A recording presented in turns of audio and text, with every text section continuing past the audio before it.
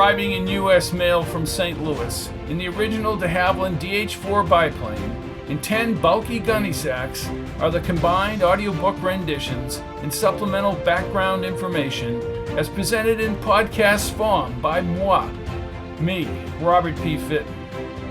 Good evening to one and all, wherever in the galaxy you make your home. Chapter 6. Hughes Air Force Base, Kern County, Panamint, California, January 9th, 1967, 10 a.m. Patch was obsessed with flying, like an eagle, never wanting to leave the sky. This was his 6th F-101A flight. A few of the missions took place at night, but most were in daylight. After lunch, Beauregard signaled his departure instantaneously to be in sync, as if they were in an emergency alert. As Captain Gary Paulson, his flight was to fly over the San Joaquin Valley and back over Colorado. Beauregard had sent him over Hastings Mountain in Colorado. Patch had become comfortable in the jet as he began remembering the intricacies of the machine. He did not reach the speed of Mach 1.83 like he had in the F-104, but Patch was ecstatic to be in the air again. Being up in the sky, Patch had time in an arena to sift through what Beauregard had told him. He might have balked if Meinkewitz had not been involved. The fact that Meinkewitz was on the run meant that Beauregard and the base were probably being monitored. He was well aware that the rogue intelligence groups engaged in clandestine operations. Denali's secret agenda was dedicated to uncovering the truth about the Kennedy assassination and breaking up the national security state. Upon hearing the tape playback, he apologized to Tompkins for calling her Natalie. She assured him it was no big deal. "Looking good, Plover." "Roger, Hambone," answered Patch. Although he had not developed the intense loyalty that he had with Meinkewitz, Patch had gained the respect and camaraderie for Beauregard. The smiling Tompkins was a mystery to him, even though he liked her attention. When Patch was alive in the first timeline, there was no Kennedy assassination.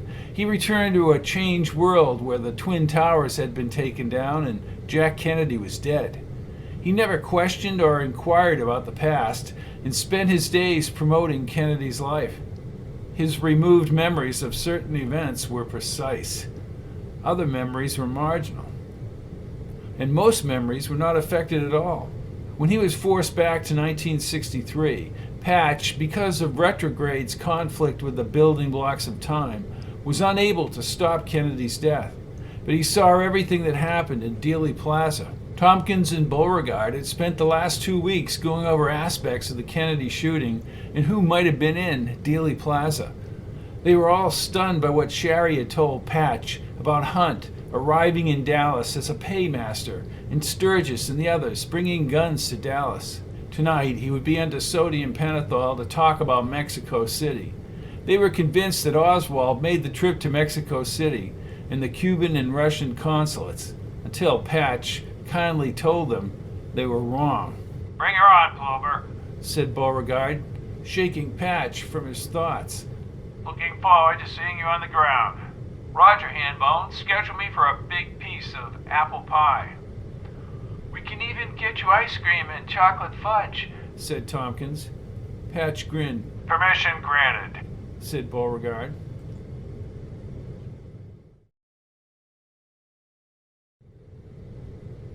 "Who needs pentothal?" asked Patch from a leather recliner. Biggs nodded to Beauregard to assure him the reel-to-reel was in motion. Patch searched the room for Tompkins. "The chocolate fudge will put me out." Beauregard spoke as he prepared his notes. "I like the way you handled that craft today, Patch. Consistent speed and directly on course." "With my eyes closed," said Patch, covering his eyes. Beauregard assumed an official voice. "You were in New Orleans when Oswald left Magazine Street." "He left by bus, didn't he?" asked Tompkins as she entered the room. "I didn't actually see him leave, and I don't think he went to Houston by bus. His Cuban buddies drove him, because of the check." "What check?" asked Beauregard. Oswald's unemployment check was cashed at a Winn-Dixie, and he was never there and never signed it. How do you know that? Asked Beauregard. I saw a Cuban guy open his P.O. box and then turn the key into the post office. And then he cashed the check at the Winn-Dixie. Nobody signed it. They had his money, $33. That's interesting, said Tompkins. She wore green fatigues and her hair was up. So he might not have gone to Houston or to Mexico. He was not on the Houston bus coming into Laredo from Houston. You and Sherry were in Laredo, end of September 1963, said Beauregard. A week after Nagel fired a shot in the bank in El Paso.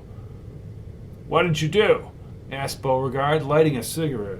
Nagel wanted to know if Oswald was on the bus, the red and white Continental Trailways. No Oswald. Who did you see, Patch? Asked Tompkins. A young couple, British. Older man up back, no Oswald. At least 40 passengers, mostly Mexican. Went through customs. Woman typing passenger list. No Oswald appeared on that list. Did anyone say they were Oswald? Asked Beauregard. Patch shook his head vehemently. Who? 30 years old, curly, blonde, wiry hair. Blondie, Midwest accent. Said he was going to Cuba from Mexico and it's illegal to travel there from the States. It's a faker. What a faker! Tompkins put her hands on her hips. Why, Patch? Said he was secretary of the New Orleans Fair Play for Cuba Committee. Said he wanted to see Castro. The little shit said he was from Fort Worth, Texas. Where are you ladies traveling from? Australians, Pamela and Patricia. Blondie said he was in Japan with the Marines. Then he talks about having been to Russia, studying. Had a passport with a Russian stamp. Later. Later what, Patch? She asked. He said he made a lot of trips to Mexico. He had a Naugahyde brown bag. He went to the Hotel Del Comercio. Is that where he stayed? Asked Beauregard. Yeah. He signed in as Oswald. What about the Cuban consulate? Did this Blondie go to the Cuban consulate? Yes. Later, saw him walking on the street. He went into the Soviet consulate. They threw him out. He was furious. You talked to American intel in Mexico City? Asked Tompkins. Smacked around by Mexican police. They thought I was with Castro. They said Kennedy was a traitor for talking to Fidel. Woke up in a thin, tall man with glasses. Wouldn't let me have water, a smoker. Kept after me about Lechuga and Atwood and Lisa Howard. And he wanted to know why people were impersonating Oswald. Told me I'd been in Cuba. I woke up in this beautiful house. They fed me. Somebody attended my wounds. Same man that was in the cell there. Orchids. It's James Angleton himself, wasn't it? Asked Beauregard in a louder voice. I don't know. Golitsyn named me as part of a Soviet mole penetration. Oswald was dangled in front of the KGB in the hunt for a KGB mold in the CIA. Tompkins folded her arms across her chest. Amazing. Said I was trying to stop Askew, the Cuban from the consulate, from defecting. Wanted to know who was pretending to be Oswald on the phone. I didn't know. Someone with the code name Sapphire, CK Optimum, MK Ultra, Robert E. Webster, and others. I don't know them. Don't know where Bill Harvey is. He asked you that? I lied to them. I said I don't know Bill Harvey. Marina Prusakova, Oswald's wife. She tried to marry Webster. Valerie Kostakov, Department 13, Assassination. Blondie. What else, Patch? Patch started to doze. What else, Patch? American Embassy. Phillips and Hunt. Phillips left for Washington. Must have been after you left for Miami, said Beauregard. He received some highfalutin award. For what? For being a traitor? Asked Patch with a slow widening grin. Who else, Patch? Asked Tompkins. In Goodpasture. Hunt said Castro got to me. He was all over me in Mexico City and on the plane to Florida. That's what Ray told us, said Beauregard. Hunt hammered you about where you were in Cuba in 1961. Patch nodded. I filmed them at Betico Creek, training Cubans. I saw Phillips. And the film went to Roselli. No. Bernardo de Torres. He and Mergado saw Odio in Dallas, and Leon, the crazy nut, set up Oswald after the assassination. Patch remained awake, but had closed his eyes in the chair. It was all too much. The next morning, Patch, his eyes weighty, gnawed on cinnamon toast while guzzling tall mugs of coffee with Tompkins. Beauregard entered the kitchen area. He looked rested. It will take us months to fully figure out what you told us last night, Patch. I'd like to hear that tape. When do I fly again? He looked at Tompkins. Ever been at Mach 1.9, Lieutenant? She froze a smile for a few seconds. Well, yes, many times. Patch did a double take. When? She said, continuing to smile. Right answer, said Beauregard. Something came up overnight. Once we get you to Louisiana, we'll have better communications. So what happened? You're going to the NFL AFC championship game at the LA Coliseum on the 15th. Patch perked up and set down the empty coffee mug. The first Super Bowl, if I'm not mistaken. Super Bowl, that's clever, said Beauregard. Without the league merger, it never would have happened. Congress gave the merger and New Orleans got the Saints. I didn't know that, said Patch. He glanced at Tompkins, who walked in her fatigues to the food table. Who am I going with? Prescott will accompany you, and you'll meet somebody from the network. Works for me, said Prescott in the outer room. Why am I meeting someone at the football championship? Asked Patch. Same reason you met Roselli in that TV studio. Obvious places with other agendas allow obscurity. I understand, he said as Tompkins came into the room and poured more coffee for both of them. Coffee, Finney? All set, Natalie. Finney? Asked Patch. Beauregard leaned toward Patch. You have clearance to call me Finney, he said, grinning. Then he lit a cigarette. Took me 6 months, Patch, said Tompkins. Listen closely, said the commander. Yes, Finney. Ray was right. Beauregard pointed with his cigarette. About what? Asked Patch. You're a pain in the ass, he said, laughing. Tompkins echoed the laugh. Listen closely. You'll meet a member of the Milky Way Network at the game. He has knowledge that we can't chance being on frequency, even the blue box. This is a priority meeting. You'll be in the middle of a crowd. We'll get you there and be outside on standby if you have to abort because of that fool who came back with you. Yes, sir. Am I meeting Meinkewitz? For security, Denali has told us not to identify the man. It's important that what we're doing in some parts of this operation don't know what the other parts are doing. I understand. And you can enjoy the game. So I get to see the first Super Bowl, Vince Lombardi. That's pretty cool. Anything else? Beauregard's serious face made him realize the dangerous nature of this meeting. The commander's lighter flared and he puffed on a Marlboro. You also have backup in the stadium should anything nefarious happen. On a scale of 1 to 10, how dangerous is this meeting? Asked Patch. Beauregard stood. Depends. If security is intact, 1 on the scale. I don't have to tell you what happens if security falls apart. Chapter 7. Green Bay Packers versus the Kansas City Chiefs. The first AFL-NFL championship game. Los Angeles Memorial Coliseum, 3911 South Figueroa Street, Los Angeles, California, January 15, 1967. On a bright, sunny day, Prescott and Patch had been flown by civilian helicopter on a smooth ride to Los Angeles International Airport.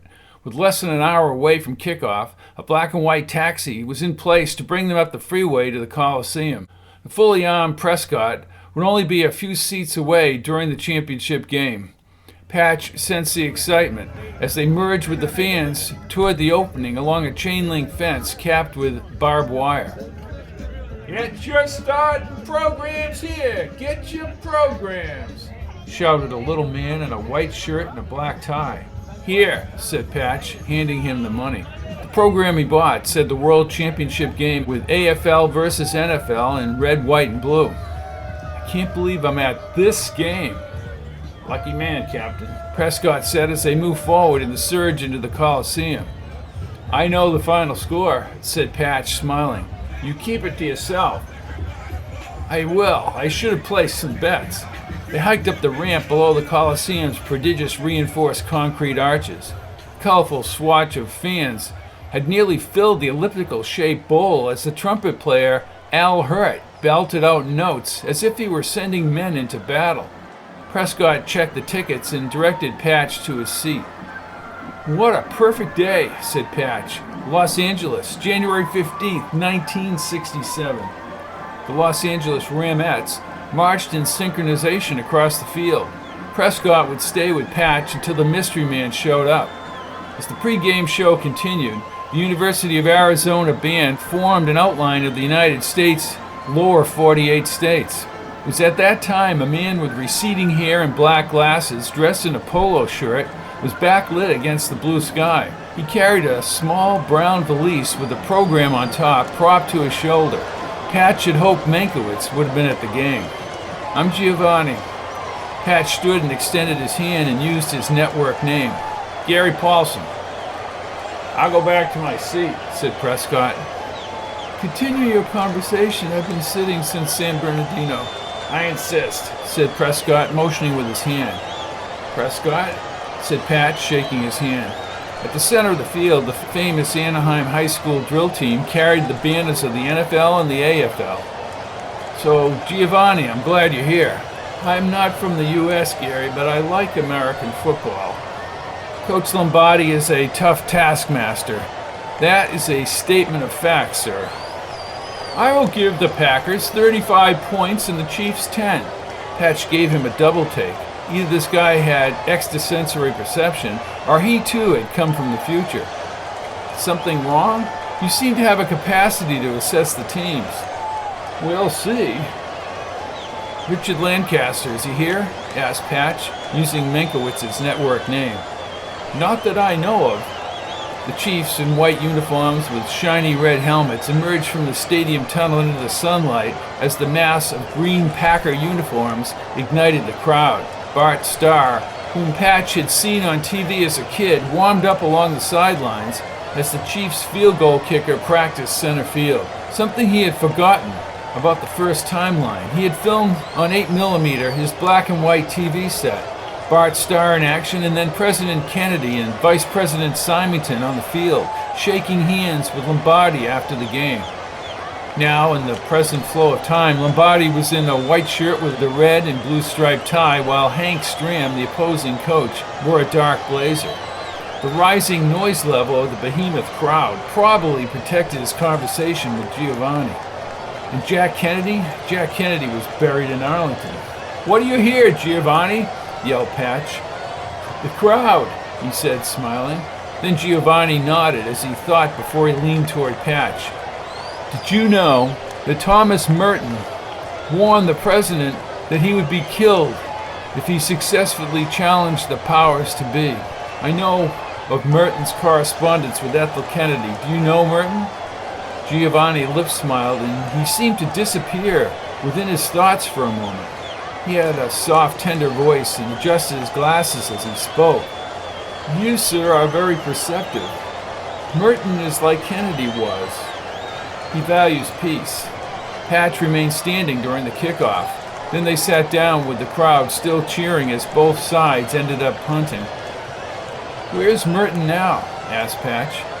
Sometimes lecturing, sometimes teaching. I see, said Patch, over the crowd reacting to the Packer drive and the subsequent touchdown. Max McGee, I don't know that gentleman. Next, everyone stood and cheered as the Chiefs' kicker missed the field goal. The Chiefs tied the game at the beginning of the second quarter, but the Packers bounced back immediately with a sweep around the end, moving nearly all the way up the field. The Chiefs later scored on a field goal, and the score was 14-10 at the end of the half. What's in the valise? Asked Patch. Something you will share with Mr. Maddox. You will review the lease contents with Maddox and please take appropriate action. Al Hurt again blasted out his trumpet at halftime and then marching bands crossed the field. Giovanni turned to Patch. Garrison is closer than you think to unraveling this. President Kennedy told his close friend that he gave himself 3 Bay of Pigs incidents before there was a coup in the United States. I didn't know that, said Patch. As Giovanni spoke, hundreds of pigeons were released into the blue Southern California sky, and balloons filled the air. Isn't that delightful? 2 men flew jetpacks over the playing field, and they looped back to the ground. I've trained on those, said Patch, thinking back to when he was recruited for the high military platforms prior to working with Meinkewitz. Pigeons? Asked Giovanni with an unflinching face. Patch leaned back and his laughter meshed with his words. No, the jetpacks. Now Giovanni smiled. Keep your sense of humor. We deal in such serious business. Your sense of humor is the great stabilizer. Packers have a strong blitz, said Patch. I'm still confused about what happened with Kennedy. There is a war with Satan in our own time. But Kennedy battled for peace. That is exactly right. Satan lives and breathes his evil within the national security state. Generals, agents, bankers, directors, CEOs, killers, and haters turned on him after American University. I'm familiar with that speech. And the test ban treaty. Speaking around all of them to Khrushchev. The Chiefs player tackled a Packer runner near the Packers' goal line, but Patch was more concerned with Giovanni. I haven't considered that point of view. Kennedy was dying all his life. As a child, he was sick in bed a lot of the time. World War II caused him physical and emotional pain. He also had Addison's disease. I think he lived on the edge because he didn't know if he'd be around long. Do you understand? Yeah, said Patch as the crowd cheered. I've concentrated on those who killed him. I'm here in the network to promote the values Kennedy espoused in the last year of his life. Peace, cooperation, no more killing like Vietnam. I agree, Giovanni, but the national security state must not remain in power. One by one we will bring peace, he smiled. It's the only way for humanity. Kennedy knew it. The missile crisis profoundly changed him. They continued to talk, and Patch was shocked that Green Bay was ahead 28-10 at the end of the third quarter. Giovanni held Patch's wrist. Kennedy's handwritten notes to himself quoted Lincoln. I know there is a God, and I see a storm coming. If he has a place for me, I believe that I am ready. He knew, said Patch. Yes, Giovanni nodded. They wanted him to attack the Russian bases in Cuba. Patch looked him in the eye. There was a Russian submarine commander, Giovanni, who had discretion to fire nuclear weapons. He almost did. If Kennedy had attacked the bases, that commander would have begun a nuclear war. Lemitzer and LeMay and the others wanted to launch a preemptive nuclear strike on the Soviet Union. Millions would have died there and here. And I did not know that, but I asked, where is the humanity? Not in Iran, not in Guatemala, not in Indonesia, not in the Congo, not in South Vietnam. Overturning governments. Merton had hoped Kennedy would see the humanity as he eventually did. It would be a miracle, but conversely, he said not much time would pass before they killed him. And they did. I think the Packers just won this game, said Giovanni, smiling.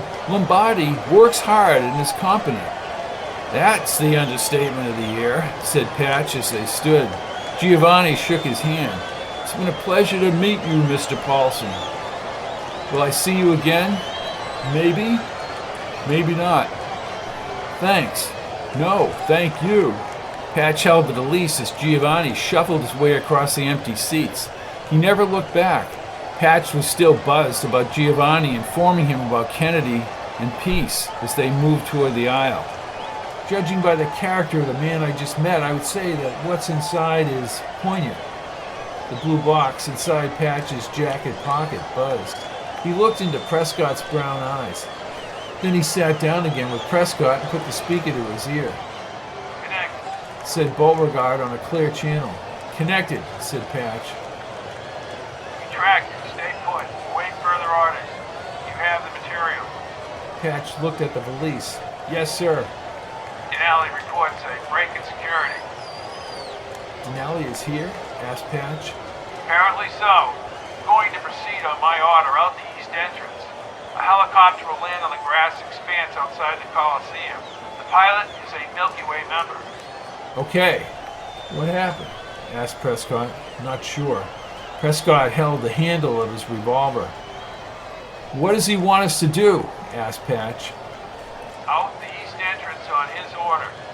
A helicopter will land on the grassy area. You need to stay away from the playing field and proceed to the east entrance beyond the goalpost. Double time. Call me when you're airborne. Understood. Patch was still buzzing about Kennedy and peace as they moved toward the aisle. He slipped the box in his jacket as the ceremonies continued on the field. East entrance, goalpost end, he said, pointing. Let's go. Patch merged with the fans and eventually broke free near the exit. He spotted the grassy area along a service road. Both men jogged up to the road a few minutes later and ran across the grass. A traffic helicopter from a local station approached from the north and descended in a mass of windy dust. The side door opened, and Patch pushed Prescott with the valise inside and then climbed in the back seat. Immediately, the dark-haired pilot lifted off with the door still open. Prescott closed the door as the helicopter zoomed skyward. Patch gazed through the glass at the mass of people exiting the Coliseum. The pilot, a 30-ish man with a flat-top haircut and solid features, handed Patch a set of headphones. He plugged in the headphones in the box and pushed Beauregard's raise button. Connect, said Patch. Connected, said Beauregard. We're picking up chatter. An FBI channel. Your name came up with your general location. We think the FBI may be involved. Damn. We're on standby and decided not to chance it, so we got you out. Do you want me to open the valise? Asked Patch. Negative. We'll rendezvous in approximately 20 minutes. Maddox out. The helicopter gained speed eastward. Patch gazed at the valise and then at Prescott looking out the other side. They followed the snow-sprinkled San Gabriel Mountains in the distance. He figured they were headed toward Palm Springs, but they slowed minutes later near the mountains beyond Riverside. The chopper swung in a wide loop and descended over the mountains. He recognized Mount San Jacinto, also snow-capped, and he saw the tram and a few rustic park buildings. The chopper set down in a tiny open area overlooking the basin towards San Diego. Angel, Gabriel, we're on solid ground, quipped the pilot. Patch had not even spoken to the pilot. Thank you. The dark-eyed pilot saluted Patch as he climbed from the helicopter. Natalie Tompkins, in a blue Parker, ran across the snow lair ahead of Beauregard and his men. Beauregard, in jeans and a two-tone jacket, jogged behind with Biggs and two other men in combat fatigues. They trailed Tompkins toward the landing helicopter. Beauregard carried a clipboard. You all right, Patch? Asked Tompkins, handing him a red ski jacket. Patch nodded as Prescott gave the valise to Beauregard, who pointed to Biggs. The helicopter immediately lifted off and veered back over the valley and was gone. You had a plan in place, said Patch to Beauregard as Tompkins stood next to him. Is Denali all right? Yes. Beauregard started back to the trail in the woods. I trust no one or nothing. Someone could have been tracking you. There was a reference to Patch Kincaid in the surrounding transmissions. That's why we've shielded the Milky Way Network. Smoke from a stone chimney lingered in the air. They crunched the snow under the pines to a cabin set back in the trail. The front door was already open. Inside, the fireplace logs blazed and warm air filled the cabin. Have a seat, said Beauregard, motioning to the benches in front of the table. Prescott, secure the door. Yes, sir. Coffee, Patch? Asked Tompkins. Yeah, thanks, Lieutenant. Do you know who Giovanni is? Asked Patch as he sat down, the sunshine bright outside. Beauregard turned. Yes. He knows that Trappist monk Thomas Merton. They all want peace. An admirable goal, but not easily attained. Beauregard held up an oversized piece of white paper with hundreds of handwritten equations in blue ink. What the hell is this? Looks like time dilation. He handed the paper to Patch. Patch looked at the equation. Dilation experiments was the cover Ray used for his real work, to explore an avenue back through time. This is merely telling us what would have happened at the speed of light to an object. Time would slow down. That's related to what he was doing. Right. Related to time travel. Time travel is impossible according to the laws of physics, so you enter an area where our laws of physics don't apply, said Beauregard. Tompkins stepped back. Spoken like a graduate from MIT. To me it sounds like ancient Sanskrit. There were hundreds of equations on the paper. Patch dragged his index finger along the first line containing at least 20 separate equations. A dimensional tunnel or tunnels. Bubbles, said Patch. Why would Giovanni give us all these mathematical equivalencies? Ray, said the commander. He's telling us he's alive. Wait. These aren't just equations, said Patch, as Beauregard rounded the table. They're interspersed between the equations. Cipher. Monoalphabetic substitution cipher. Well, I'll bring in a cryptologist. We can KHOOR, capital SDWFK. This is a simple Caesar code, said Patch. 3-letter shift. It's the Caesar alphabet. It says, Hello, Patch. Oh my God, said Tompkins, pouring the hot coffee into a thermos mug. They don't want to make it so hard that nobody knows what they're saying. They won't bother with these details unless the military got a hold of it. If the message is destroyed right away, secrecy would be maintained, said Beauregard. Right. No need unless detailed to keep the message. Wait, there's more. Patch looked at the gibberish. 12567. After a delay, Beauregard leaned toward Patch. Well, Patch? Patch pressed his incisors to his lip. It says, meet me. Well, that's encouraging if it's Ray. Could be somebody else. Wait, debate. Meet me at, what? Lane Liebler. Debate. 12567.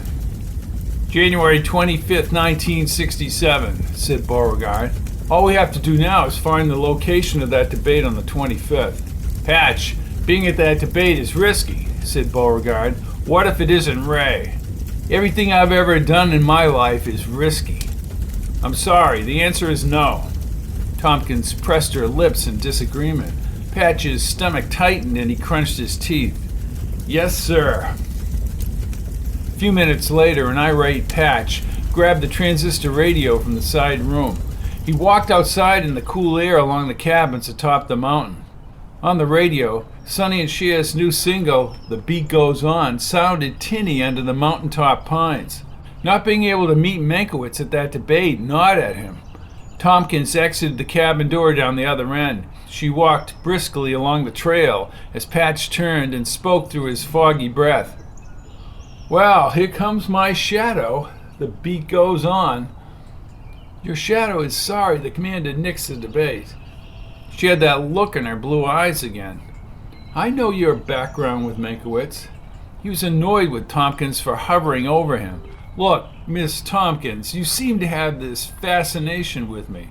In the sunshine filtering through the branches, her face very slowly morphed into a hesitancy that was creepy.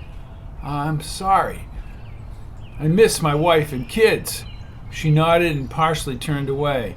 And if you seem to know all about me, you're right, Patch. Look, it's just, you remind me of Eddie. Well, we all get over our old flames, said Patch, peering over the valley towards Ramsey Air Force Base, 20 miles to the south. She seemed unusually upset, sniffling, and then she began crying. It's more than that, I'm sorry. Hey, I've got my own history. It's been over a year now, she said as her voice quivered. Patch turned toward her. Oh, God. Eddie was my brother. Patch faced Tompkins with a trepidation reserved for deadly news reports and funerals. Her blue eyes had transformed into silvery gray tears. U.S. 1st Cavalry Division, Operation Masher. Wasn't even decisive. Eddie was shot in the chest. Jesus God, said Patch, flipping off the transistor radio and stuffed it in his pocket. He reached out and held her shoulders. I didn't know. She nodded and then hugged him. Not a sign of affection, but a survival hug. She lifted a metal dog tag from around her neck. Patch's throat tightened. Edward F. Tompkins. Eddie's buddy, Andy. Andy was killed in late '66. Eddie's last words were, I was asked to do something for my country, and now I've done it. February 1st, 1966. Bindai Province. She gripped Patch as he held a lingering breath. He died for his country, Natalie. He died a hero. Chapter 8. Above Hughes Air Force Base, Kern County, Panamint, California, January 24th, 1967, 9:30 p.m.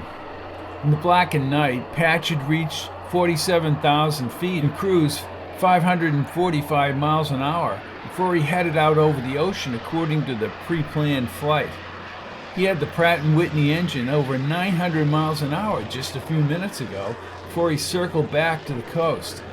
Flying again was not a problem. Having the 20mm guns gave him a sense of power. For the first time in weeks, he was untouchable. High over the Pacific, with a span from San Diego to Santa Barbara, lights spread out before him.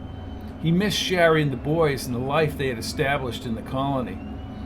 There was no way to know whether he'd ever be brought back to where he considered home in Apex Junction. Yet he remained sad for Tompkins and angry about the useless war.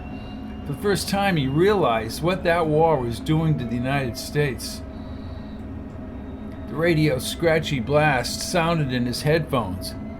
Hambone to 75209 Plover, said Beauregard. This is Plover, I read you Hambone. Ground game has changed. Roger, Hambone, awaiting orders. Even at this hour, the freeways and boulevard lights glowed as if one gigantic mosaic from the ocean. Sometimes he wished he could stay in the air and not come down. Patch continued the widened path 20 miles out. He thought about Sherry and how she would marvel at how he handled the aircraft. So would the boys. Divert course to Ramsey Air Force Base. Colonel Kahawi. Roger, connect to Ramsey Tower. Setting course for Ramsey. Patch had the same feeling he did when he was standing with Giovanni at the Coliseum and got the call from the commander on the blue box. The intel boys never showed up at the Coliseum, but the threat was enough to initiate 3 consecutive sleepless nights. He approached the string of blue and white runway lights and landed at Ramsey in the dark night.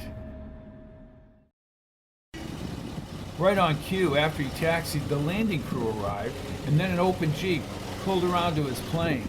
Inside was Colonel Kawaii from Hawaii. Good evening, sir. My good friend Phineas has changed his mind. You will need to be brought away from Hughes. You will be brought with instructions to a debate tomorrow night, which is at UCLA in Irvine. Should be interesting. It was then that Patch realized now how deep he was into the network's agenda, how dangerous he was to whoever killed Kennedy. A pair of chinos, a corduroy sports coat, and a white Oxford shirt was deposited on the barracks bed. Everything fit. His cranberry wool tie was flattened at the end. There were signs around the UCLA campus against the premier investigator and lawyer of the time, and a lawyer for the commission, stating that the Warren Commission had issued a biased cover-up report. Patch Kincaid was searching for Ray Meinkewitz, whom he hadn't seen in years. Meinkewitz on this timeline last saw Patch 2.5 years ago. Students crossed the walkways in front of a Spanish-style facade. Patch thought about going inside. Instead, he sat on a bench and watched the slow migration into the hall. After noontime, with 15 minutes before the debate, Patch stood and walked toward the building steps. Once inside the voluminous lobby, a line stretched toward the auditorium. Patch was about to walk over to the line when he felt a tap on his shoulder. He turned, thinking of Meinkewitz, but faced a short guy in his early 20s wearing black-rimmed glasses. Mr. Paulson. The kid must have been part of the network. Yeah, I'm Paulson, he said in an official voice. Maddox called me on the blue box. Who are you? Oh, I'm sorry, I'm Dr. Mike Cameron.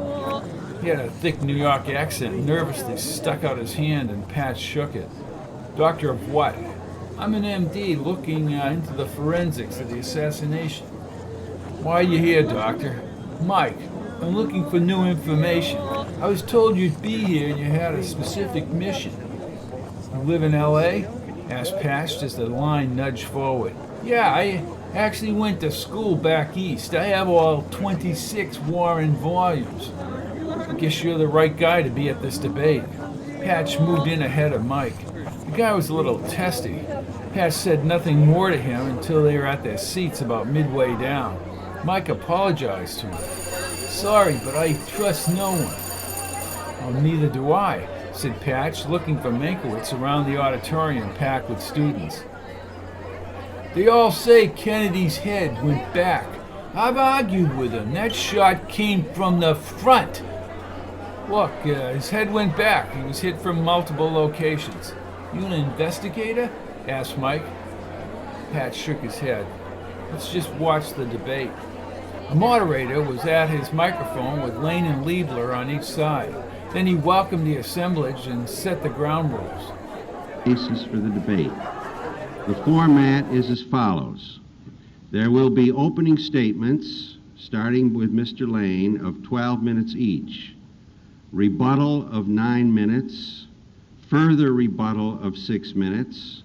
Then a question and answer period with alternating questions from members of the audience to each of the participants, and finally closing statements of 4 minutes each. I intend to enforce the ground rules rigorously. Mr. Lane?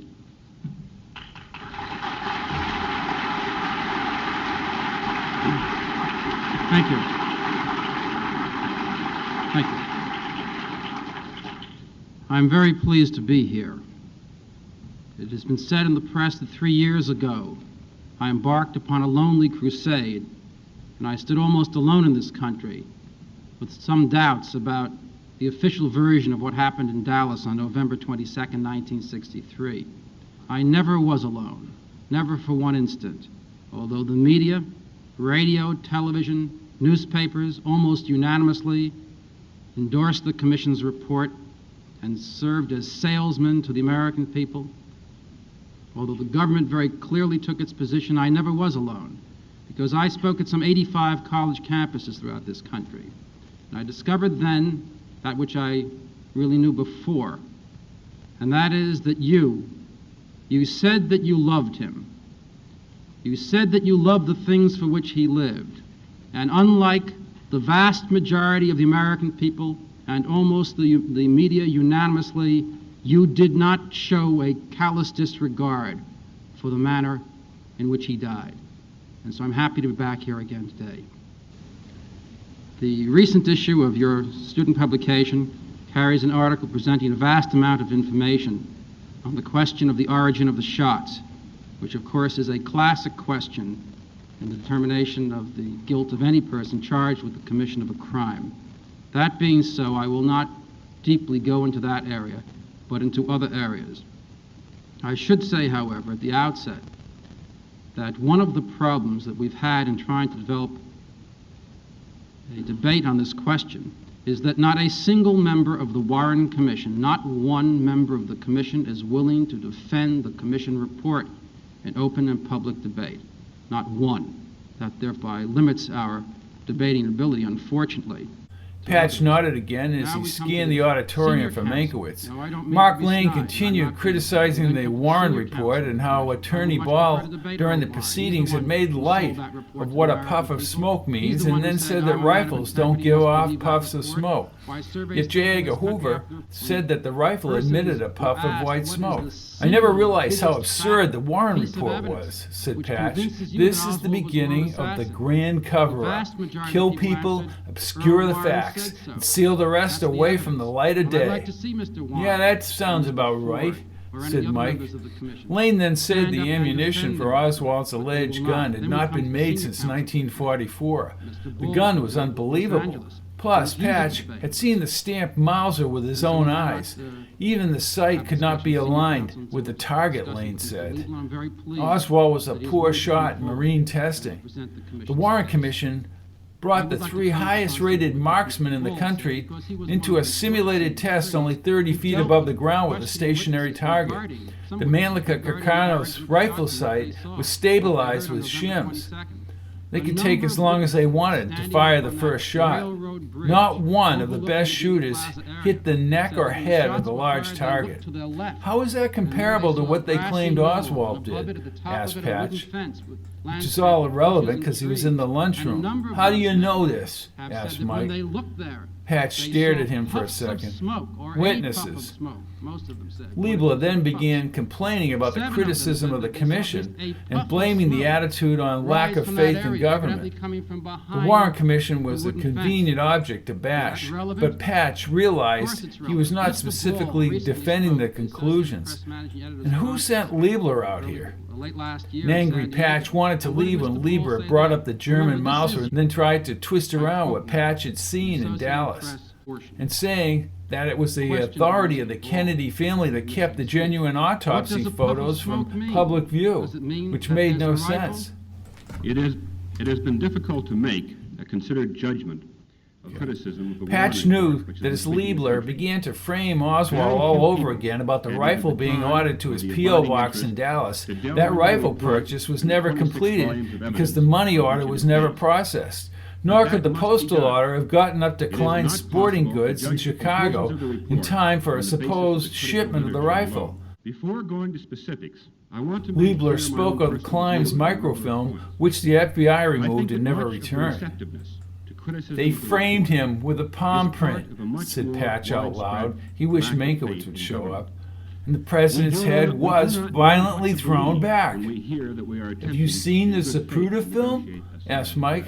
Patch just looked at him and didn't answer. I have found a statement by Mr. Liebler at long last with which I am in agreement. There is a credibility gap in this country.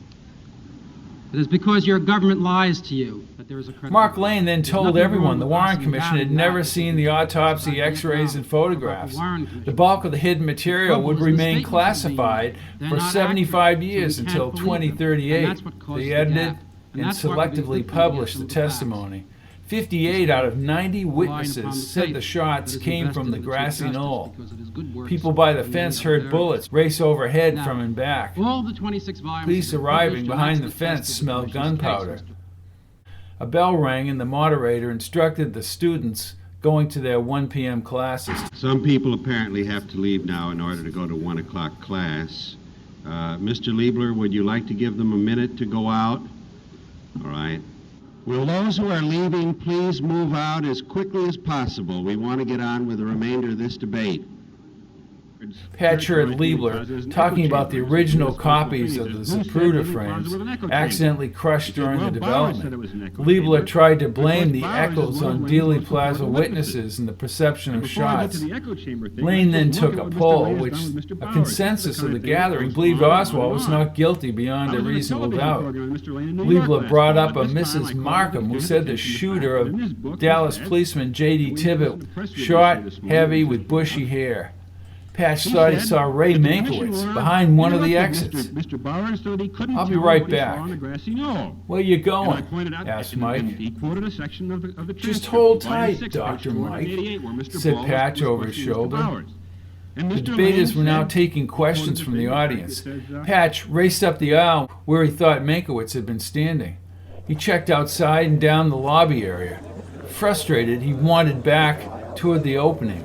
Liebler and Lane were trading jabs about photos of Oswald in dark clothing, holding a rifle similar to the rifle that was said to be the rifle that killed Kennedy. Patch knew the pictures were all happy talk, designed to cover up the president's death only 3 years after Dallas. As they talked about the so-called magic bullet, a voice spoke over his shoulder.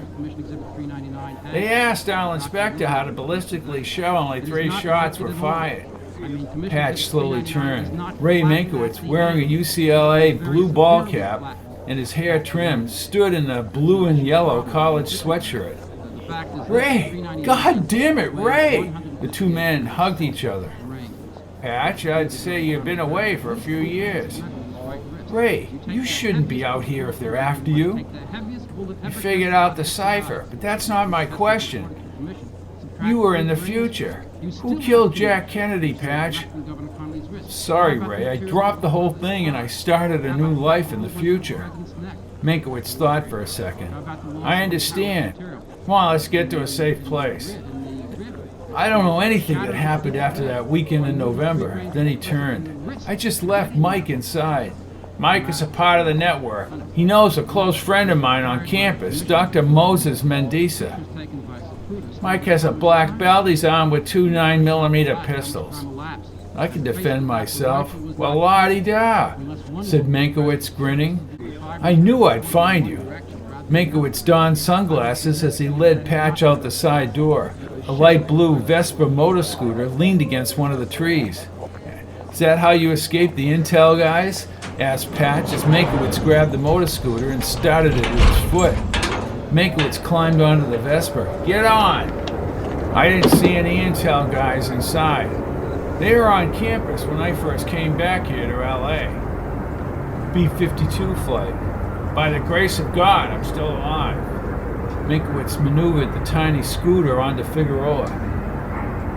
He yelled as the wind whipped by. I'm assuming retrograde grabbed you, Patch. Sherry and I, both in 1963. Well, where is she? In an American colony with my 2 boys, away from the national security state in Canada. 2047. Ah, Jehoshaphat! Meinkewitz pulled under a row of trees along a sidewalk. He turned to Patch and removed his sunglasses. Is that where all this will lead this goddamn country? Exactly right. Who built the project that got you back here, Patch? Nobody. Great bubble that we didn't anticipate had drifted from the quantum foam. Beauregard convinced me on Mount Wilson that helping Garrison through the network might stop the national security state. Where are you living now, Ray? I bounced between the Mendicia Ranch near Corona and Professor Eagleton's ranch in San Diego County. Beauregard knew you'd be safe on Mount Wilson because Mendicia's in charge up there and was questioned by the FBI after I left Hughes. He acted dumb and said he had no idea who you are. Now I get it. What about Tompkins? Meinkewitz squinted. Very competent lady. She lost her brother in Nam. She's part of the network. I know. Listen, Ray, this network is extraordinary, and I'm certain that Denali is putting his own life on the line by being high up in government. If Kennedy couldn't beat these guys, how are we going to? Meinkewitz stared into Patch's eyes. Not us, Garrison. He has the power with the courts. He's already found out things that have them spinning. We'll funnel all we have clandestinely. Do you know who Denali is? No. Sounds like a big deal. Well, he is a big deal. He knows the CIA is behind Kennedy's death. Meinkewitz paused and studied Patch intensely. It's going to be tough leaving Sherry and your 2 boys behind. Sam and Johnny. You didn't name them Ray? No, that's my dog. Oh, very funny, Patch. No, I really named my dog Meinkewitz. I can have you walk to New Orleans, my friend. Patch tilted his head. We'll be in New Orleans sooner than later, from what I've been told. This is true.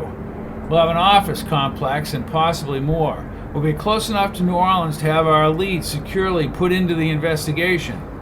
Garrison will know nothing about us, and he may already have some of the material. He can use it as he wishes. Ferry is the way to open this thing up. You know David Ferry." I did. He was tied to Marcello and Clay Shaw when Shaw tried to frame Oswald in the summer, almost 3 years ago. We saw them all north of New Orleans, and Dave knew something about triangulated shooting. He hated Kennedy and was in Galveston after Kennedy was killed.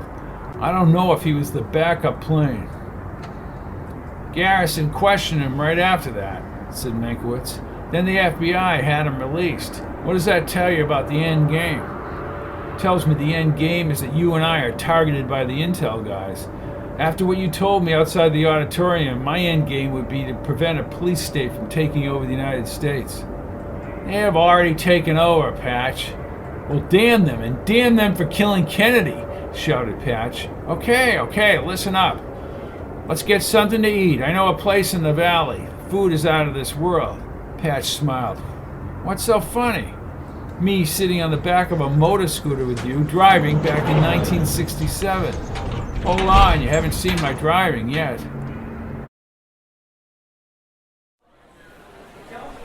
Meinkewitz, having just deposited a dime in the jukebox, sat across the booth at Bart's Deli in Northridge. Patch was on his second Reuben sandwich. What song did you play? Oh, let me guess, Ray. Al Jolson.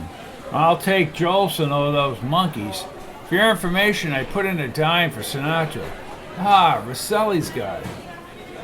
Sinatra began, That's Life. Are we safe out here? Asked Patch, looking around the tiny deli. We're okay. We'll head to the ranch after this. Patch smiled and Meinkewitz told him what happened after Patch ended up at Marcello's farm south of New Orleans. It was in October of 1963, before Kennedy's death, that the intel boys began questioning Meinkewitz about Patch. Patch had shadowed Oswald, been to Mexico City, but they were unaware that he had spent October and November in the backwaters of New Orleans, hidden from the intelligence agencies. They speculated Meinkewitz had called someone from organized crime to get Patch out of the clutches of the CIA. Meinkewitz was able to deny that accusation because John Roselli never talked. Meinkewitz devoured his fish and chips like a dog who hadn't eaten in days. Then he guzzled some coffee. They let me go back to Barton because they couldn't prove a damn thing, and the money for my research was allocated. Government hates unused money. For sure, Patch. I did some research on the connection of bubble links to other dimensions at the quantum foam. Right, but it's in its infancy. Where did Marcello's boys, where did they bring you? My buddy R.D. I was in New Orleans for at least a month. Then there was a plot against Kennedy in Florida. Somebody outed the plotters. They were going to use me as a backup to fly, I assume, the assassins when they killed the president in Florida. I broke away and started toward Dallas. We're right into late November now. I was able to get Sherry away from the anti-Castro Cubans. We were all in Dallas. We saw Hunt deliver money and guns to those guys. The word got out and they were after Sherry and me. I don't need to go into the details right now, Patch, but why didn't you stop the president's limo? Patch thought for a moment, then set down his sandwich. There's something we should have considered in the original timeline, and I told this to Beauregard. That's why time travel is so dangerous. What's that?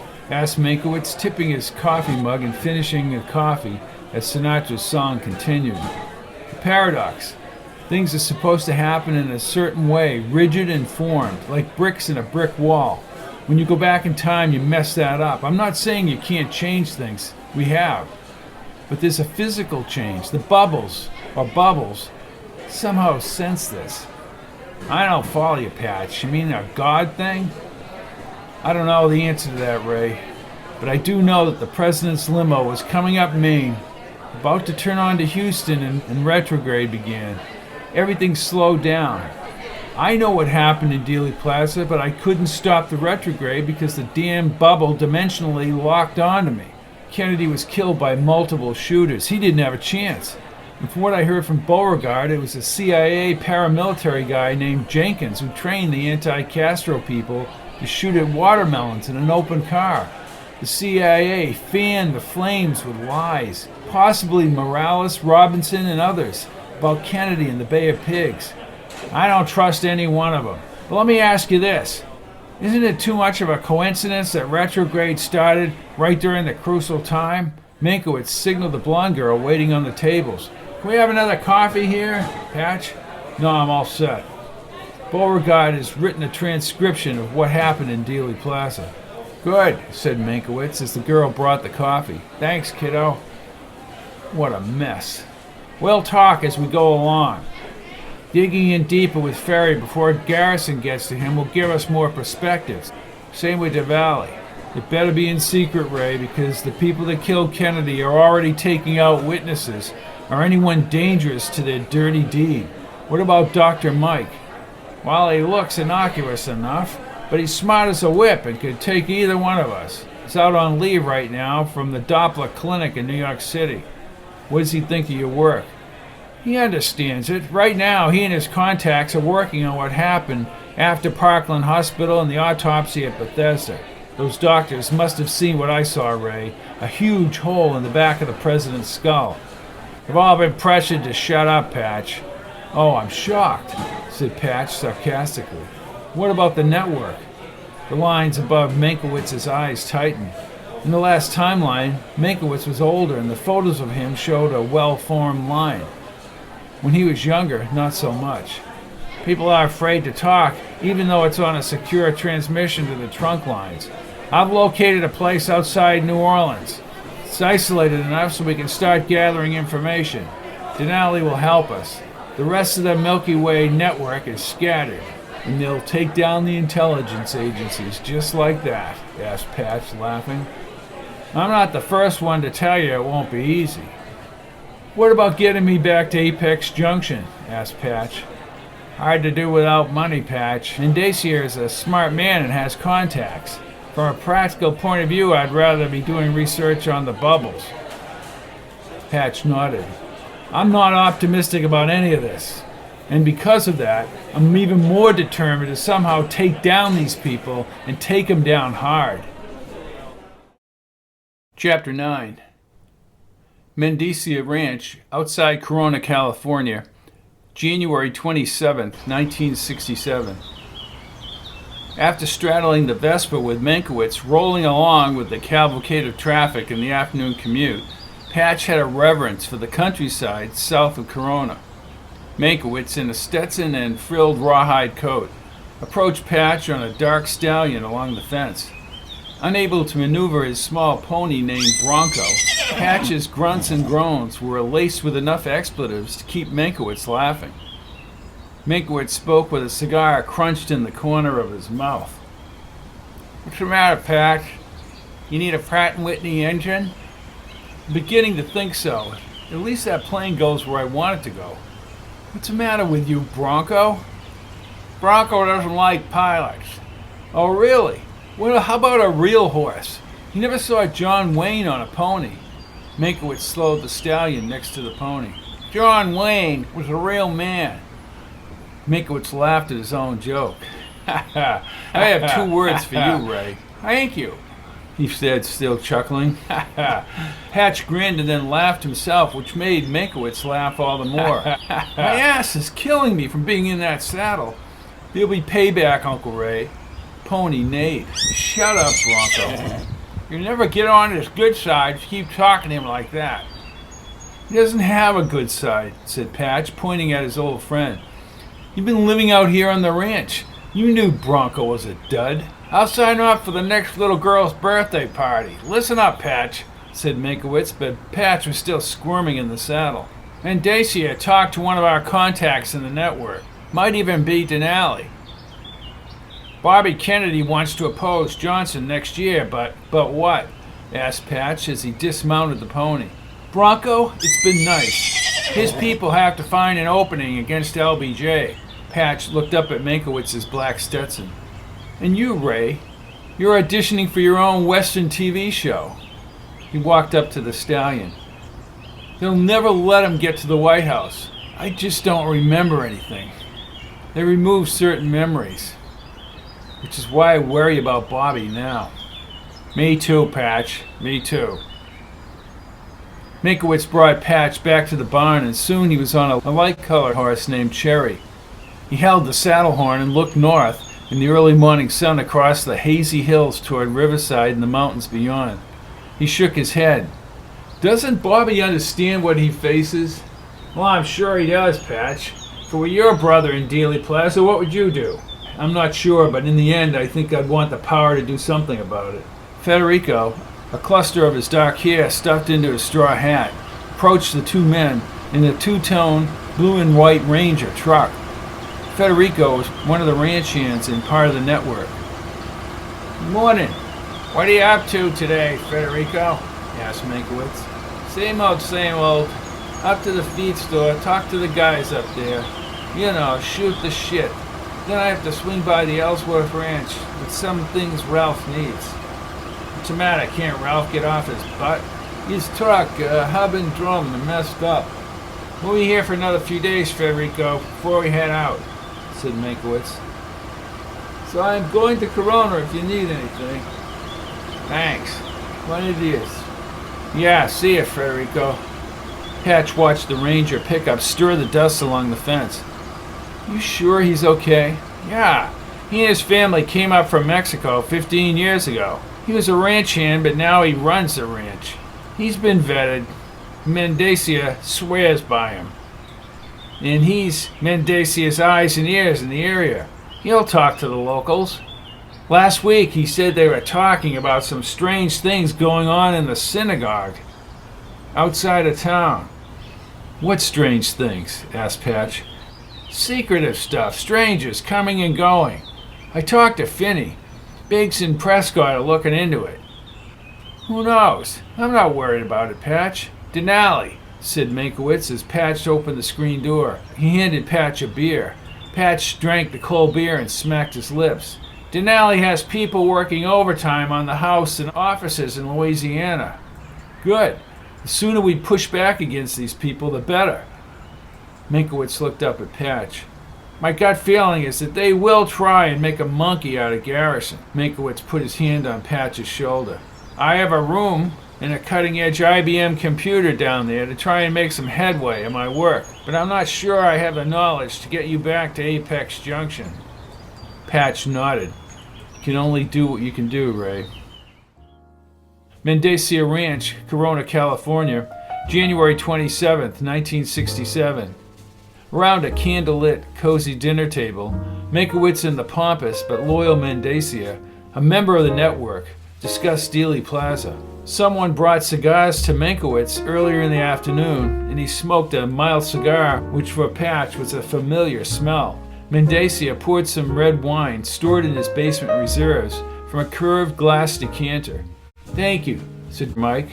The thing that bothers me most about this operative film, according to Mark Lane, President Kennedy's head moved backward when Oswald was supposed to be behind the motorcade.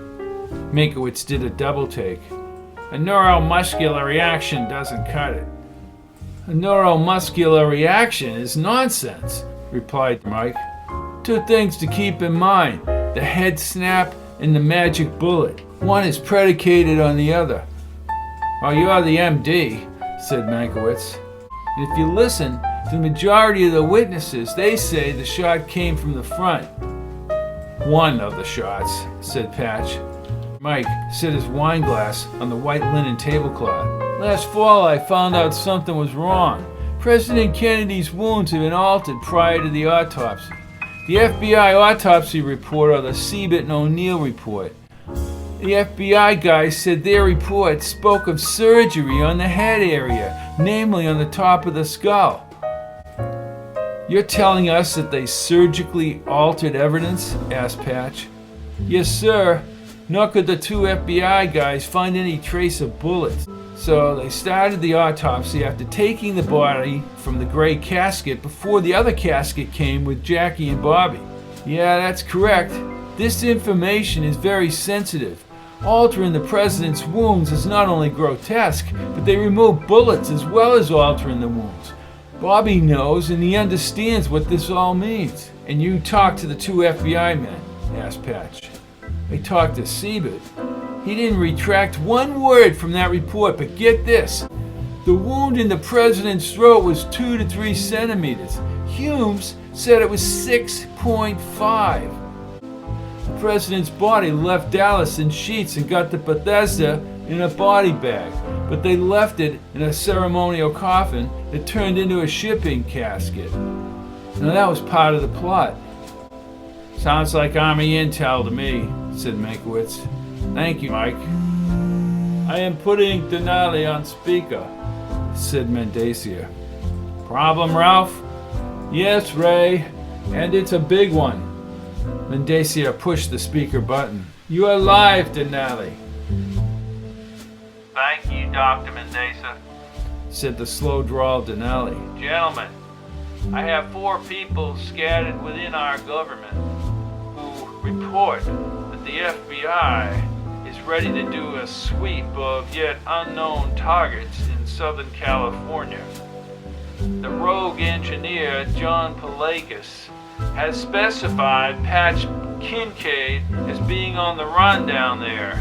Although we are nearing completion of the Louisiana facility, we would prefer to have another couple of weeks. Everyone please be ready for alert external red. Be ready to move if contacted by the blue box. Patch, you would be a prize for these people, given your proximity to the assassination of President Kennedy. Plans for travel will be specified if and when is necessary. Disconnect. Well, isn't that peachy, said Meinkewitz. Just when you started your vacation, Patch. Everyone had a short laugh. I should have stopped Palakis while I had the chance, said Patch. You didn't know what he was going to do, said Mike. Plus, what can he do? He's given all the information he has by now. Let him rot, said Meinkewitz.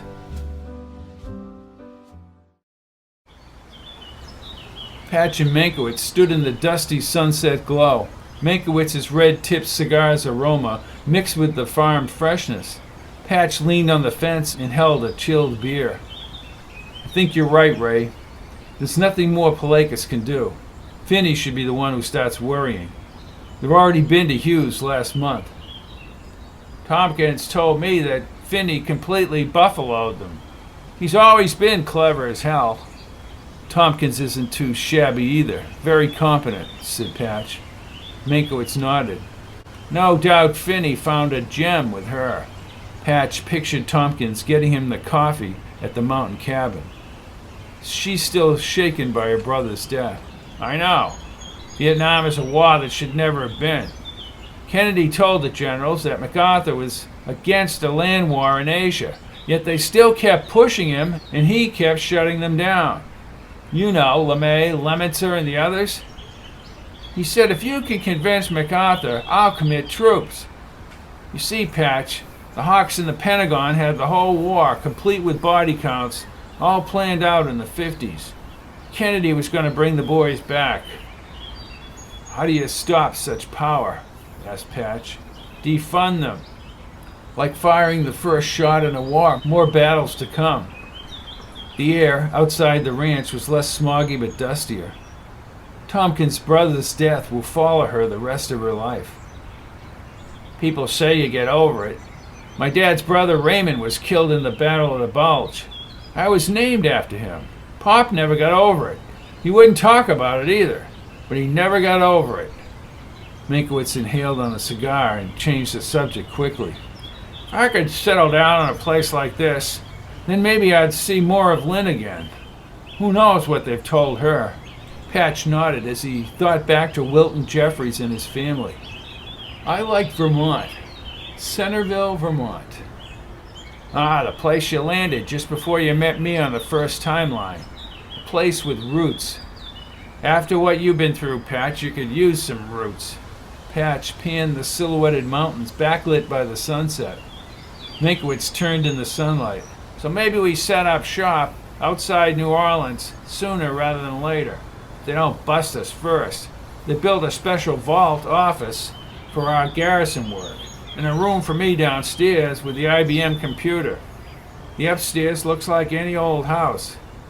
Where on earth is this money coming from? Asked Patch. Denali is a very important man. thus the secrecy. First order of business is to convince Ferry to flip to Garrison. Of all the people who have been knocked off, don't hold your breath about flipping Ferry, Ray. I agree. You, more than anyone in the network, Patch, know of Ferry's involvement in the assassination. Patch nodded.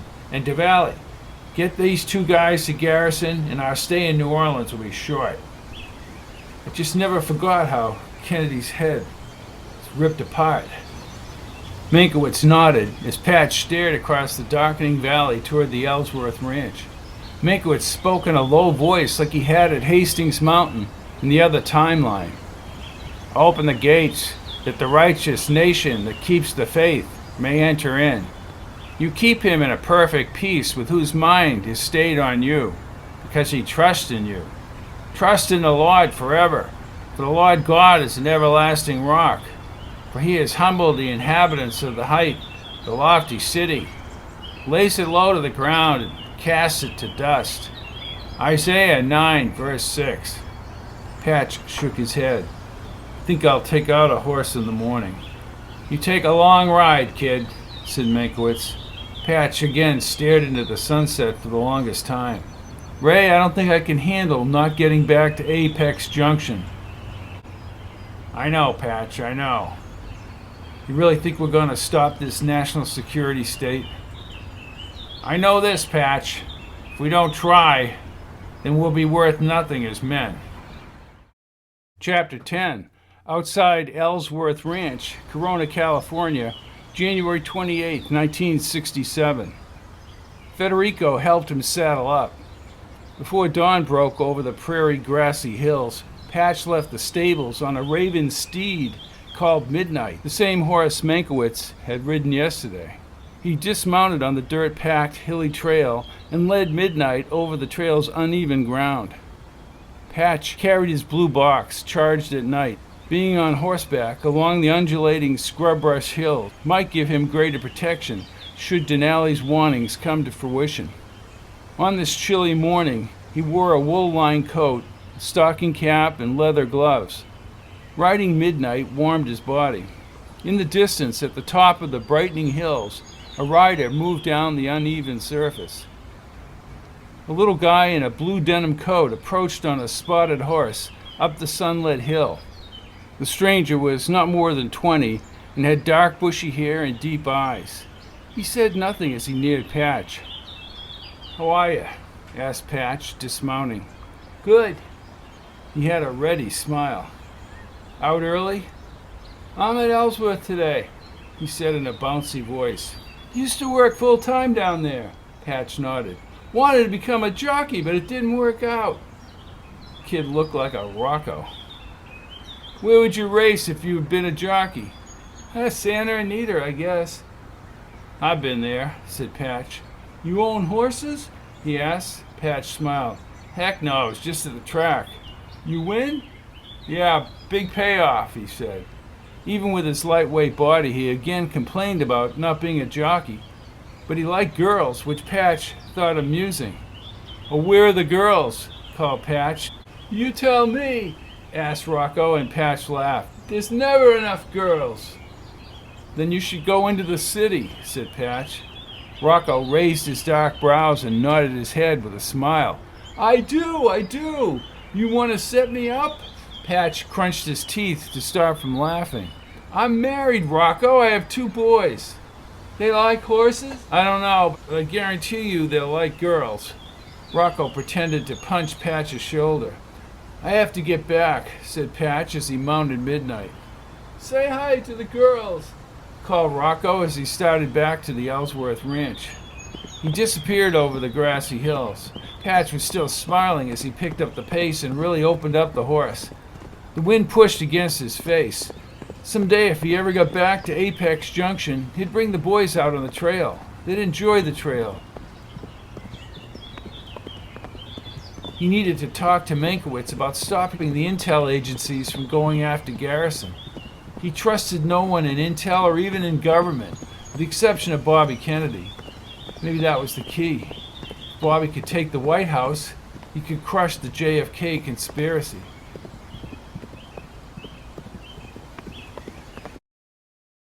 Patch was stunned when he was told by Meinkewitz that Denali would follow up last night's call at 11 o'clock today. He had an early brunch with Dr. Mike, and they spoke about the Kennedy assassination. Mike recounted what he thought happened after the president's body was taken to Washington in Bethesda Naval Hospital. Witnesses at Bethesda observed the arrival of a military-style coffin, which he believed was transported by helicopter from Air Force One at Andrews Air Force Base. He was adamant that the funeral home director in Dallas sent Kennedy wrapped in a sheet, yet he arrived in a body bag. The surgery to the president's head had a morose, immoral, and illegal overtone. It was so outlandish that Patch did not even believe it. "We have witnesses, Patch?" snapped Mike. "Well, the timing would have to be down to the second. If they just killed the president, they're not going to jeopardize it by taking a chance on getting caught. They had to take the body out of Dallas. Why the rush? Because it was Texas law. The Secret Service had no authority to take the president's body out of Texas. If the autopsy was done outside their control, it would be clear there was multiple gunmen." "Okay, I agree with you, Mike. Thank you, Dr. Kincaid." Patch smiled. "But it was a very narrow window to take control of the president's body in Dallas." "Oh, this is true. Then why chance it?" "They had to alter the wound, Patch." Patch continued to be focused on who ordered Kennedy's death and when it was ordered. "If you're right, and I'm not saying that you are, if they absconded with the body, it proves a conspiracy." "Exactly," said Mike with a half smile. "Anything I can do within the network and beyond is geared toward one thing." "What's that?" "Taking down the intel agencies. I know the future and what happened in my country." "I don't disagree." "Okay," replied Patch. "We'll talk again. I need exact times from the time that Kennedy died at Parkland Hospital." "I have all that." No, I don't. Patch was startled as Meynkewitz's ranting began out on the patio. It continued as he rounded the corner, holding his blue box. "Listen up. Denali will be calling shortly on the network."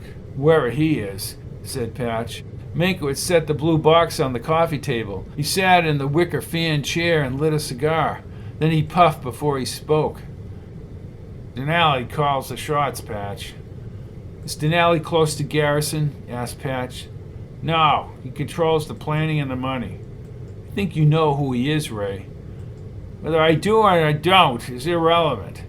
"Interesting," said Patch. "How would you have signed up for all of this unless you knew who he was?" "Don't push it, Patch." Meinkewitz sat down, and less than a minute later, Federico appeared with 3 bottles of Coors, cooled with water drops from the refrigerator. Meinkewitz thanked him and popped the cap with a bottle opener. He threw the opener to Patch. Patch sipped the beer. "Denali, this is Polaris." Denali's articulate drawl hinted at his identity. "I'm with my associates." Good morning, gentlemen. "Morning, morning." I want this meeting to be specific and quick. Patch, you know Ferry very well. "I do." Ferry has great respect for you, and you're not in law enforcement, which Ferry abhors. We've contacted him through multiple sources. In a couple of weeks, he'll be expecting a call from you, followed up by a meeting at Bayou Swamp Tours in Enfield, Louisiana. Unless he changes the location, you must stay out of sight as much as possible. We will provide specific questions about Ferry and the assassination.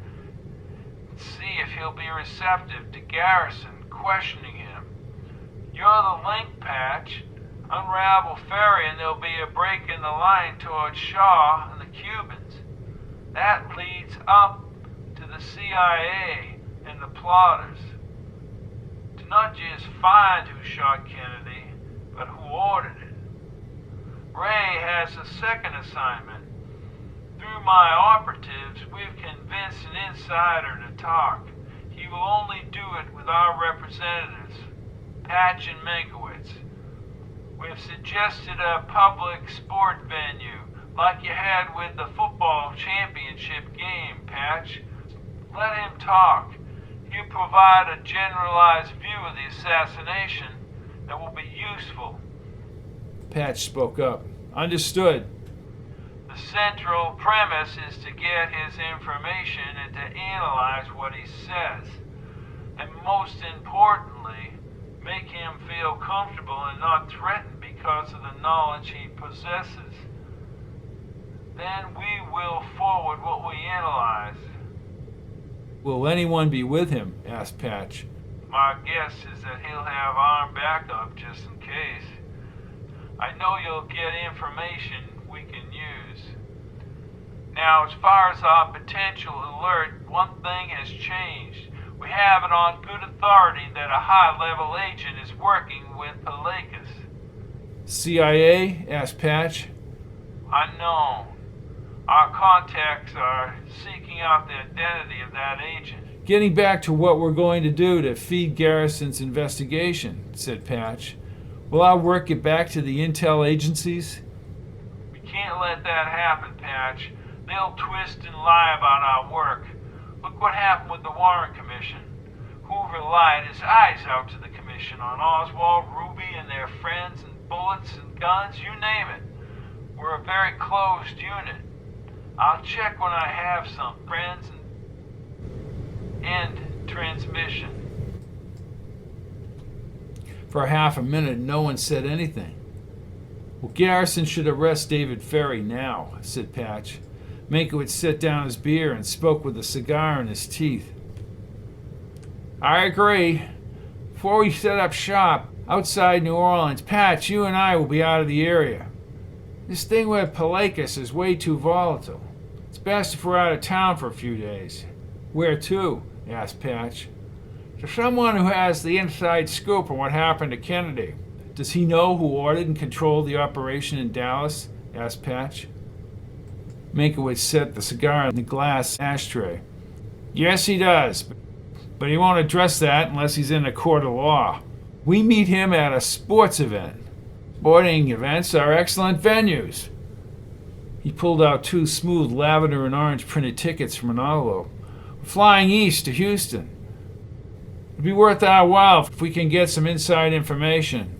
Password, Operation Camelot. Reply, King Arthur and the Round Table. Patch studied the ticket.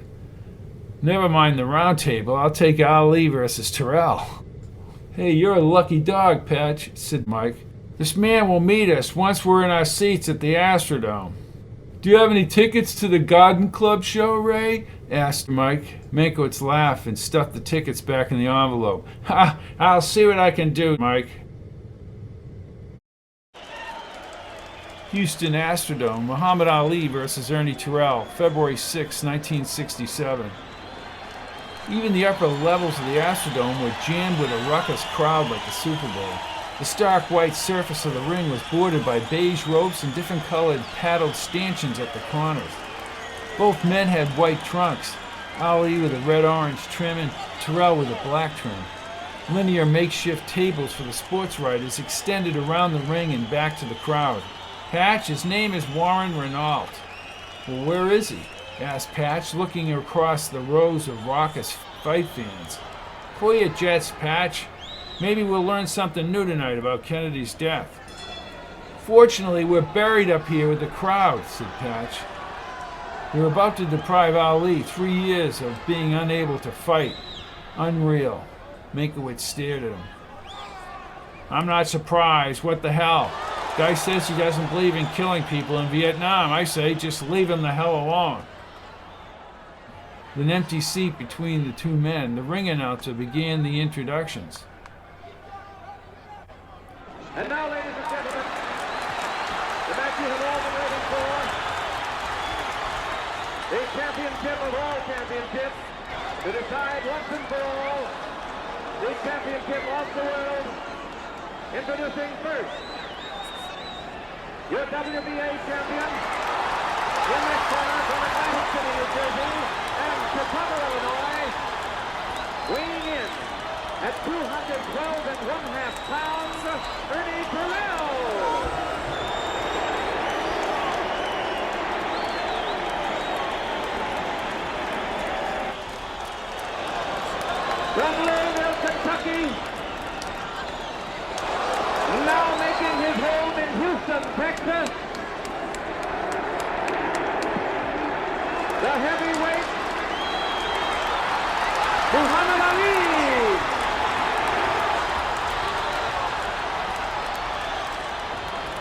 Your referee for this match will be Harry Kessler of St. Louis, Missouri, and New York City. Your two judges will be Jimmy Webb and Ernie Taylor, both of Houston, Texas.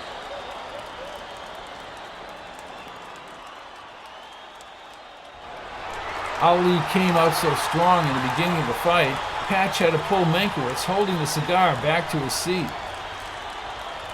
You don't have to travel back in time, Patch, to know who's going to win this one. The two fighters tangled and sparred through the first 2 rounds. Still no Warren Renault. Just as Terrell's eye began to swell in the 3rd round, a tall man with a thin face appeared up the aisle. He had receding, partially gray hair and wore a red and white lumberjack shirt, carried a heavy blue pocket.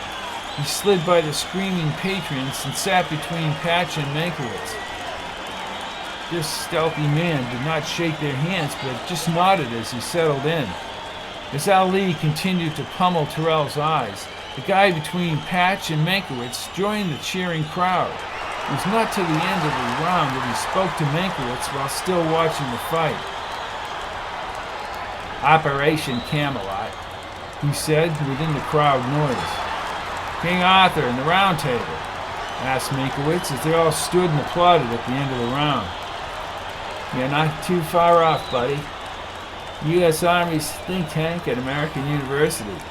Boys in charge had a special forces background and were very upset with JFK ordering the U.S. to leave Vietnam by '65. "You don't say," said Meinkewitz. "Do you know General Lansdale?" he asked, and they all stood again and applauded at the flourish of punches. "Yeah," answered Meinkewitz. Patch was reluctant to say he saw Lansdale in Dealey Plaza on November 22nd, 1963. Meinkewitz spoke over the crowd noise. "I know his record in the Philippines." "Then you know he was expert at turning over governments, with all the media and propaganda that goes along with that. Dulles loved Lansdale's recipe for flipping regimes." "An interesting resume," said Meinkewitz. Renault shouted, hit him, Mohammed!" Then he sat down, and his voice was still in the cheering mood. "I knew Ed well enough and long enough to know that he was a classic chameleon. He would tell the truth sparingly, and he would fabricate a lot." "Guess that's what he had to do," said Patch. "Ali is scoring more with that left jab." "Planning, gentlemen. Planning by experts. Don't ever forget that. They maneuvered Nixon into Dallas with Pepsi and put the Vice President of the United States in the motorcade. Not in the Secret Service manual, is it? Lansdale knew the protective units in the Secret Service, who was needed and who wasn't. All the routine. Ali's getting between Terrell's gloves. He leaned toward the 2 men. You scope out the triangulated kill zone, and you use local connections to swing the motorcade into the fray. The change was less than 24 hours before the president was killed." "Why?" asked Patch, and Meinkewitz held his wrist.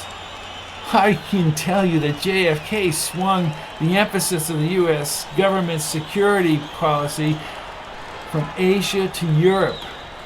In October 1963, JFK published the National Security Action Memorandum 263, saying, among other things, that he was taking 1,000 troops home from Vietnam by Christmas of 1963 and all Americans out of Vietnam by the end of 1965. That cost him his life." Patch nodded. "Ali is yelling, 'What's my name? What's my name?' Ali's lighting up on him." "Well, he owns the ring," said Meinkewitz. "He can do what he wants." "Oh, Terrell is dropping his gloves. Look at him," said Renault. "Both his eyes are bad. All the Secret Service had to do, gentlemen, was nod, and units which had been trained at the Army's top intelligence school at Camp Holabird, Maryland, would have performed their normal function for the protection of the President of the United States in Dallas. They allowed a slacking security. The 315th, the Texas unit, which would have been involved if support had not been turned down, had records in its files, according to McKinney, on Lee Harvey Oswald. The 315th had a Dallas office, and its records were up to date on Oswald. I knew Army intel was involved, said Patch. And Oswald's bio and stats were easily accessed by every news outlet and network. No wonder he was killed. So the effort was against the direction of the country. It was a coup d'etat, not an assassination of one man, said Renault. It was a very well-planned overthrow of the U.S. government. The war is lining the pockets of the munitions giants.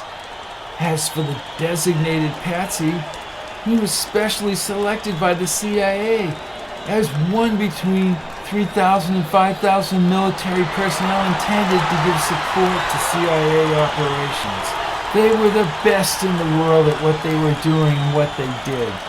Very, very clever plan, gentlemen. I'm going to use the men's room. Enjoy the fight.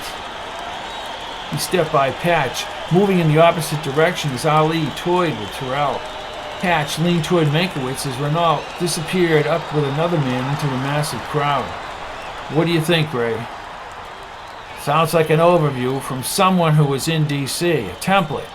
Doesn't get us any closer to who killed Kennedy, but also sounds like, from what he said, a coup d'etat. It wasn't a lone gunman, it wasn't for oil, it wasn't the mafia, it came out of Washington, D.C., and the cover-up out of Washington, D.C. Scary stuff, said Meinkewitz. Write it down.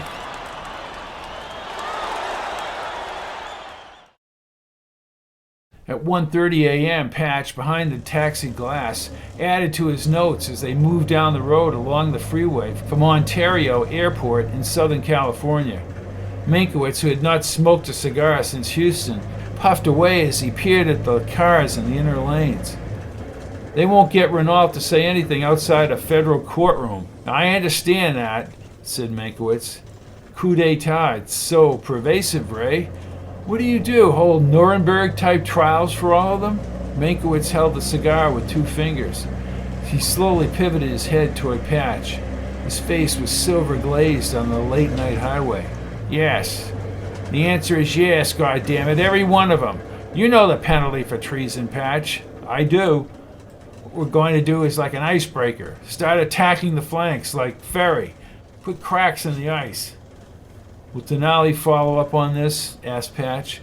He will. I think we made the right choice in not hammering Renault. He would have left without saying anything.